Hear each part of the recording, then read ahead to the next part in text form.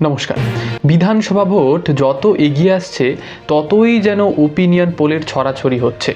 কিছুদিন আগে আপনাদেরকে একটা ওপিনিয়ন পোল কি বলছে সেটা দেখিয়েছিলাম। সেখানে তৃণমূল কংগ্রেসের জেতার পথ কার্যত প্রশস্ত, তারা আসতে চলেছেন এমনটাই ওই ওপিনিয়ন পোলটির মতামত ছিল। সে সময় অনেকে কমেন্টে হয়তো গালাগালি করছিলেন যে এই যারা করেছেন সংস্থাটি তারা হলেন তৃণমূলের দালাল। আজ যে সংস্থাটি করছে সেই সংস্থাটির নাম আগে আপনাদের বলে রাখি। সেই সংস্থাটি হলো নিউজ এক্স জিরো মিটার ওপিনিয়ন পোল। এখানে গৌতম মুখার্জি বলে একজন রয়েছেন, তিনি অতীতেও বহু এই ধরনের ওপিনিয়ন পোল কন্ডাক্ট করেছেন। সুতরাং এনাদের উপরে ভরসাযোগ্য একটা ওপিনিয়ন পোল আপনি বলতে পারেন মোটামুটি রকমভাবে। এই ওপিনিয়ন পোলটি দেখে এখন আবার তৃণমূল কংগ্রেসের যারা সমর্থকেরা রয়েছেন তারা বলবেন না তো যে এটা আবার বিজেপির তরফ থেকে করা হয়েছে। হঠাৎ করে এই ধরনের একটা মন্তব্য কেন করতে গেলাম সেটাও আপনারা ভিডিও যত এগোবে তত আপনারা কিন্তু বুঝতে পারবেন। তার আগে আপনাদের দু চারটে ইনফরমেশন দিয়ে রাখি। ওপিনিয়ন পোল এবং সেই আরেকটা যেটা বলা হয় এক্সিট পোল, এই দুটোর মধ্যে একটা ডিফারেন্স আছে। ওপিনিয়ন পোল সাধারণত নির্বাচনের আগে হয়ে থাকে এবং নির্বাচনের পরবর্তীতে, অর্থাৎ আপনি ভোটটা দিয়ে যখনই বেরোলেন তারপরে কিন্তু ইলেকশন কমিশনের যে রুলস অ্যান্ড রেগুলেশন তা অনুযায়ী আপনি এক্সিট পোল কন্ডাক্ট করতে পারবেন। খুব যদি ভুল না হই 29 তারিখ থেকে এই ধরনের এক্সিট পোল এবিপি আনন্দ, নিউজ 18 বাংলা, জি24 ঘন্টা, রিপাবলিক বাংলা সকলে কিন্তু দেখাতে শুরু করবেন। এখন তারা এই ওপিনিয়ন পোল নিয়ে কিন্তু মাতামাতি করতে পারবেন না, ইলেকশন কমিশনের রুলস এবং রেগুলেশন এমনটাই বলছেন।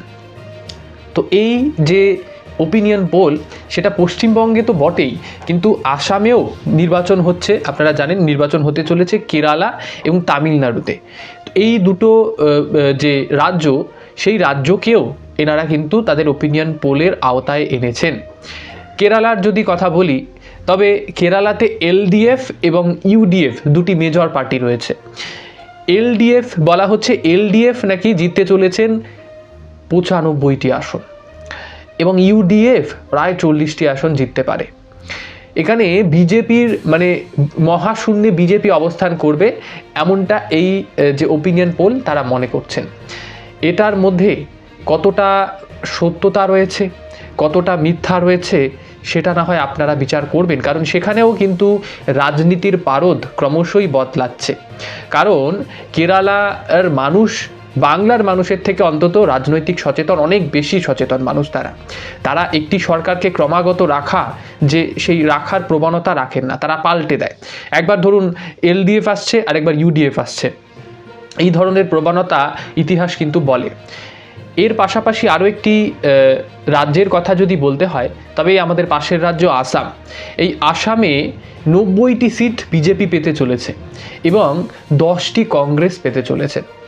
এই ওপিনিয়ন পোল যদি আমরা দেখি তবে এমনটাই কিন্তু সিটের সংখ্যা দাঁড়াবে, অর্থাৎ বিজেপি এখানে সরকার গঠন করতে পারে এই আসামে। অথচ কেরালাতে বিজেপি মহাশূন্যে অবস্থান করবে, এই ওপিনিয়ন পোল কিন্তু এমনটাই বলছে। আরও একটি রাজ্যে ভোট রয়েছে, সেটা হচ্ছে তামিলনাড়ু। আপনাদেরকে কিছুক্ষণ আগে পর্যন্তও বলছিলাম এই তামিলনাড়ুতে ডিএমকে এবং এআইএডিএমকে তাদের মধ্যে কম্পিটিশন চলবে। এই ওপিনিয়ন পোল তো এমনটাই বলছে, ডিএমকে 120টি সিট পেতে পারে এবং 60টি সিট পেতে পারে এআইএডিএমকে, অর্থাৎ ডিএমকে এখানে ক্ষমতায় আসতে চলেছেন এই ওপিনিয়ন পোল অনুযায়ী। আপনাদের একটা সতর্কবার্তা প্রথমে দেওয়া উচিত ছিল, তবুও মাঝপথে সতর্কবার্তাটা দিয়ে রাখি যে এর সঙ্গে ভারতীয় বাঙালি ইউটিউব চ্যানেলের কোনো যোগসূত্র নেই, আমরা শুধুমাত্র তাদের দেওয়া সেই ওপিনিয়নটাকে তুলে ধরছি। সুতরাং পুরো দায়ভার এই যে সংস্থা তাদের। এই রাজ্যেও যে বিজেপি ভবিষ্যতে কোনো রকমের আশানুরূপ ফল করবে না এটা কিন্তু এনশিওর কেউ করতে পারবে না, কারণ সেখানকার মানুষও অনেকটা রাজনৈতিক সচেতন, বাংলার মানুষের থেকে তো অন্তত বেশি বলেই মনে হয়। কারণ বাংলার মানুষ যাকে নির্বাচিত একবার করা হয় তাকে তো 35 বছর আগে ছাড়েন না, এমনই তো দৃষ্টান্ত দেখা যাচ্ছে। পশ্চিমবঙ্গে মাননীয়াকে এবার হয়তো পরিবর্তন করলেন কি করলেন না সেটা তো ভবিষ্যৎ বলবে। তার আগে এই ওপিনিয়ন কি বলছে আপনারা শুনলে হয়তো খুশি হবেন, অন্তত বিজেপি সমর্থকেরা তো খুশি হবেনই। কারণ পশ্চিমবঙ্গে 155টি সিট পেতে পারেন বিজেপি, অর্থাৎ পশ্চিমবঙ্গে বিজেপি অদূর ভবিষ্যতে ক্ষমতায় আসতে চলেছেন, এমনটাই কিন্তু এই সমীক্ষা বলছে, এই ওপিনিয়ন পোল বলছে। 130টি সিট পেতে পারেন তৃণমূল কংগ্রেস।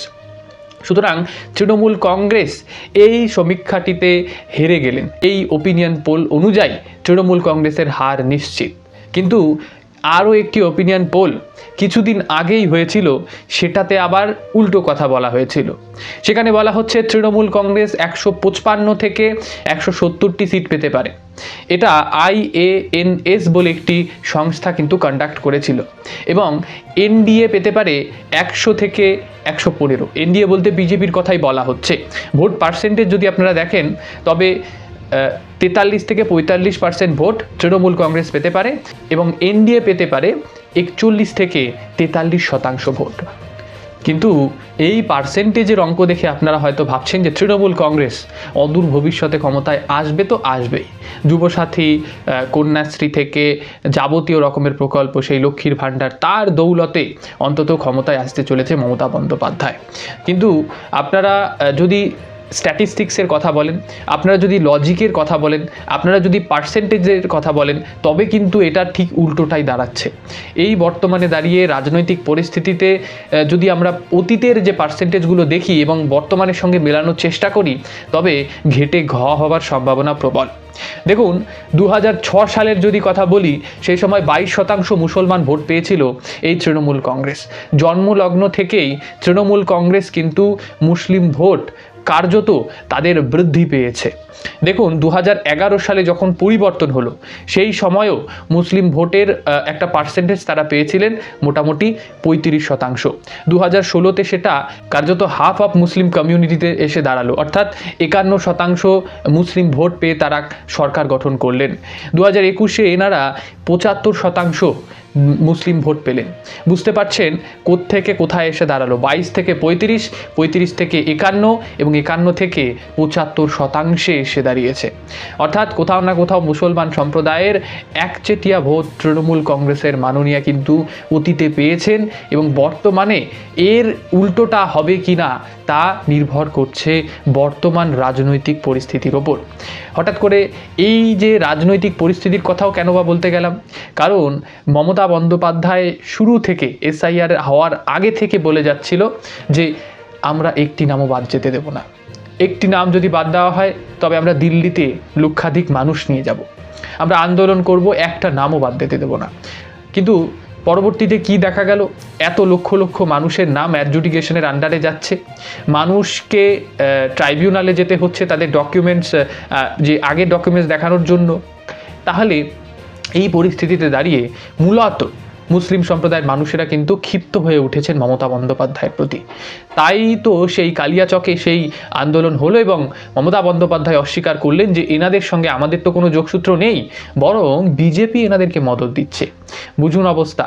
এই যিনি মাস্টার মাইন্ড ছিল, সেই মুফাক্কারুল ইসলাম, তাকে গ্রেপ্তার করা হয়েছে। তিনি কিন্তু তৃণমূলের এই সর্বভারতীয় সভানেত্রীর সঙ্গে একসাথে স্টেজ শেয়ার করেছেন অতীতে, এবং তিনিও তৃণমূল কংগ্রেস করতেন। তাহলে যোগসূত্র থাকছে না এটা বলা ভুল। অনেকগুলো ছবি সোশ্যাল মিডিয়ায় ঘুরে বেড়াচ্ছে মমতা বন্দ্যোপাধ্যায়ের সাথে এই মুফাক্কারুল ইসলামের ছবি। এখন তারা অনেক রকমের স্লোগান নিয়ে আন্দোলনে নেমেছেন। বলা হচ্ছে আগে ভোটার, তারপর ভোট। আরেকটা প্ল্যাকার্ড দেখছিলাম, সেখানে লেখা ছিল লক্ষ লক্ষ ভোটারকে ঝুলিয়ে রেখে ভোট করা চলবে না। বুঝতে পারছেন, ভোট করা চলবে না লক্ষ লক্ষ মানুষদেরকে ঝুলিয়ে রেখে। এই যদি পরিস্থিতি হয়, তবে রাষ্ট্রপতি শাসন অনিবার্য। আর এই রাষ্ট্রপতি শাসন হওয়ার জন্য এতটুকু যে আইন শৃঙ্খলার অবনতিই কিন্তু যথেষ্ট। অতীতে যা হয়েছে হয়েছে। আপনারা হয়তো ভাবছেন রাষ্ট্রপতি শাসন কিভাবে জারি হবে। এই রাষ্ট্রপতি শাসন জারির ক্ষেত্রে গভর্নরের একটা ভূমিকা কিন্তু থাকে। তিনি যদি বলেন যে রাজ্যে আইন শৃঙ্খলার অবনতি হচ্ছে, আর আইনের শাসন নেই রাজ্যে, কার্যত যিনি মুখ্যমন্ত্রী তিনি সামলাতে পারছেন না, সেই পরিস্থিতিতে কিন্তু রাষ্ট্রপতি শাসন জারি করা যায়। কিন্তু এখন তো একটা গভর্নমেন্ট গঠনই হয়নি, সুতরাং এই ক্ষেত্রে এটা প্রযোজ্য হবে না। আরও অনেকগুলো কারণ রয়েছে। ইলেকশন কমিশনেরও কিন্তু এখন একটা ক্ষমতা রয়েছে। এই একটা নতুন সংশোধনের মধ্য দিয়ে ইলেকশন কমিশন যদি চায় তবে রাষ্ট্রপতির শাসন জারি করে ভোট করাতে পারবে। যদি এমন পরিস্থিতি হয় যে আমরা ভোট করাতে দেব না, তাহলে এই রকম ধরনের পরিস্থিতিতে রাষ্ট্রপতি শাসন জারি করা যাবে। ধরুন ভোট হলো, তৃণমূল কংগ্রেস যদি জিতেও যান, তার পরবর্তীতে যদি দেখা যাচ্ছে মুসলিম সম্প্রদায়ের মানুষেরা আরও ক্ষিপ্ত হয়ে উঠলেন, তারা আরও পথে নেমে আন্দোলন শুরু করলেন, তখন আবারও কিন্তু রাষ্ট্রপতি শাসন জারি হবার সম্ভাবনা থাকবে।